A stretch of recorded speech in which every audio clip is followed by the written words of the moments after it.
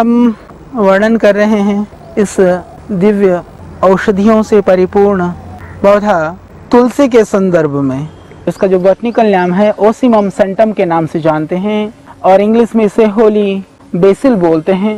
यह एक ऐसा दिव्य पौधा है, यदि घर में है तो हम कह सकते हैं कि उस घर में बीमारियां नहीं आ सकती हैं, पर आवश्यकता है इसके विभिन्न प्रयोगों को समझने की। यह तुलसी दिव्य औषधि जिसके घर में चारों ओर तुलसी हो और तुलसी के बीच में जो रहता हो, उसके पड़ोस में रोग कहाँ से आ सकता है।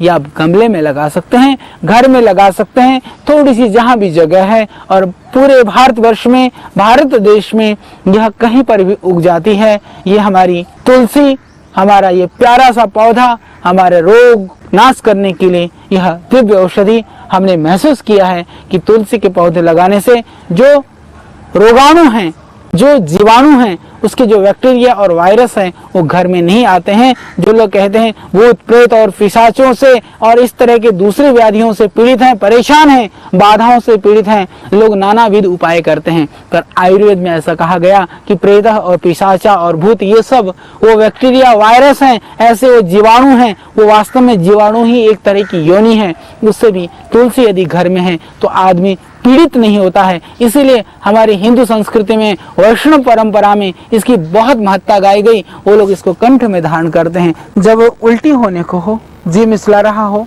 और आपको लग रहा हो कि अब क्या करूं, उस समय आपके घर में यदि तुलसी का पौधा है, तुलसी के पौधे के 4-6 पत्तियां तोड़ करके थोड़ा सा अदरक का रस आप निकाल लें, निकाल करके थोड़ा शहद मिला लें, आप उसको चाट लें। आप देखेंगे आपका जो जी मिचलाना है वो एकदम तुरंत आपको लाभ मिलेगा, चाहे वो किसी भी कारण से। यह पौधा आपको आपके घर के डॉक्टर की तरह से तुलसी आपकी रक्षा कर सकती है। आप इन गुणों को आप समझें। निमोनिया हो गया हो, बहुत सर्दी जुकाम कफ हो, लगभग 50 ग्राम सूखा हुआ तुलसी के पत्तों को तोड़ करके मंजरी सहित तुलसी की पत्ती को तोड़ लें।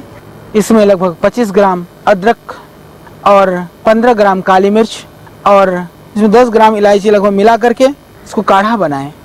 काढ़ा बना करके उस काढ़े के अंदर चीनी डाल करके 200 ग्राम बिल्कुल मोटी सी चाशनी बना करके, वो चाशनी मोटी जो चीनी है वो खराब भी नहीं होएगा और आपके लिए ये तैयार है बहुत सुंदर कफ सिरप। आप नित्य प्रति 2 चम्मच सुबह 2 चम्मच शाम ले लीजिए।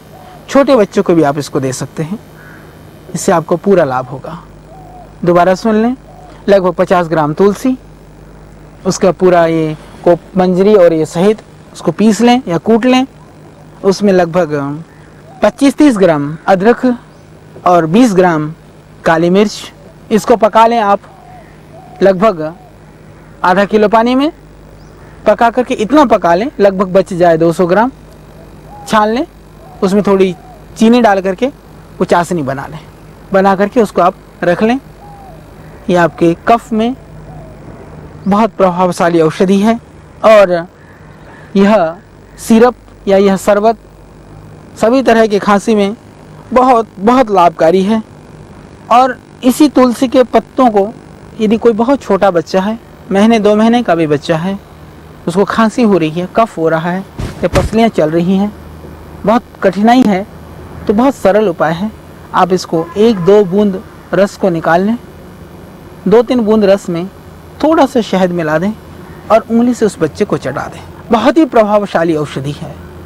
या जो बड़े लोग हैं जिनको बहुत खांसी रहती है, आप इस तुलसी को उबाल करके आप पी सकते हैं, उससे आपकी खांसी ठीक हो जाएगी।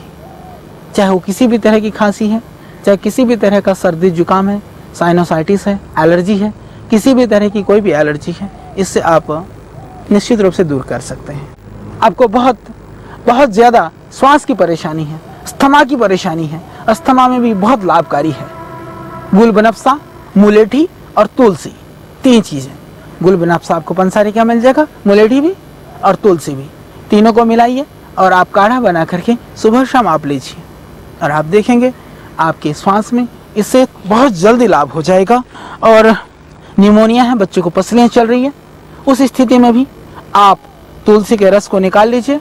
15-20 ग्राम तुलसी का रस निकाल करके, हो सके तो गाय का घी, नहीं तो बादाम रोगन, उस रस को धीमे आंच पर आप पकाइए। पका करके फिर आप बच्चों की मालिश कीजिए।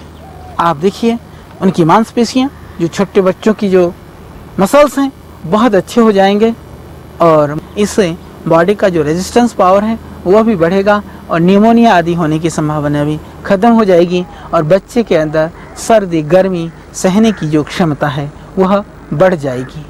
बिल्कुल निर्भयता से निरापद रूप से आप इसका प्रयोग कर सकते हैं। और यदि आपको भूख कम लगती है, बच्चे को अजीर्ण की बीमारी है, तब भी आप इसमें थोड़ा सा अदरक और थोड़ी सी काली मिर्च और तुलसी के पत्तों को पीस करके और थोड़ा नमक मिला दें और चाहें तो आप थोड़ी सी उसमें मिर्ची भी डाल दें, चटनी बन जाएगी। एक बहुत सुंदर तुलसी की चटनी आप भोजन के साथ थोड़ा थोड़ा खिला दें। आप देखेंगे इससे भूख बढ़ेगी, पेट की समस्या दूर हो जाएगी। ध्यान रहे पर तुलसी की पत्तियाँ बहुत ज़्यादा ना लें, थोड़ी सी कम मात्रा में आप इसका सेवन करें। पेट के अंदर कोई भी इन्फेक्शन है, किसी भी तरह की कोई भी अग्निमांद्य है, अजीर्ण है, कोलाइटिस है, एमोबाइसिस है, हर चीज़ में ये लाभ होगा। बहुत सारे लोग संतान सुख से वंचित हैं या बहुत सारे गृहस्थ जीवन को सही रूप में नहीं जी पा रहे हैं, उन सब के लिए भी एक अमृत है, एक वरदान है यह तुलसी। आप इन तुलसी के बीजों को इकट्ठा करके लगभग 200 ग्राम बीज के अंदर आप लगभग 500 ग्राम मिश्री मिलाइए। मिला करके और उसमें थोड़ा सा गाय का दूध आपको उपलब्ध हो पाए तो गाय के दूध के साथ, अन्यथा कोई भी दूध मिले उसके साथ सुबह शाम लें तो इनफर्टिलिटी में और आपके नपुंसकता में, नामर्दी में और संतानहीनता में इससे आपको निश्चित रूप से लाभ मिलेगा। बहुत सरल सा उपाय है, इसको आप करिए। और जिसका स्वरभंग हो गया है, गला बिल्कुल बैठ गया है, बोल नहीं पा रहे हैं, उस समय पर यदि आप तुलसी के 2-4 पत्ती को इसमें एक मिश्री के छोटे टुकड़े ले लें और एक आध काली मिर्च के दाना ले लें और मुंह में रख करके चूसते रहें। इसको चूसते रहें, इसके पानी को हम अंदर लेते रहें तो उससे आप देखेंगे कि आपको आपके गले को एकदम तुरंत इससे लाभ मिलेगा। और कान में यदि दर्द हो, किसी भी कारण से पस हो या दर्द हो, उसके लिए भी यह एक बहुत दिव्य औषधि है। तो आप इसका रस निकाल करके 4-4 बूंद आप कान में डाल दें, इससे तुरंत पीड़ा का शमन होगा। दूसरा इसका कर्ण रोगों के लिए सरल प्रयोग है। 50 ग्राम तिल के तेल में तो लगभग 20-25 ग्राम इसकी पत्तियां ले लें, तुलसी की पत्तियां लेकर के उस तेल में धीरे धीरे आंच पे पका लें। पका करके उस तेल को रख लें और उस तेल को आप कान में डाल सकते हैं। वो आपके कान के लिए एक दिव्य औषधि है।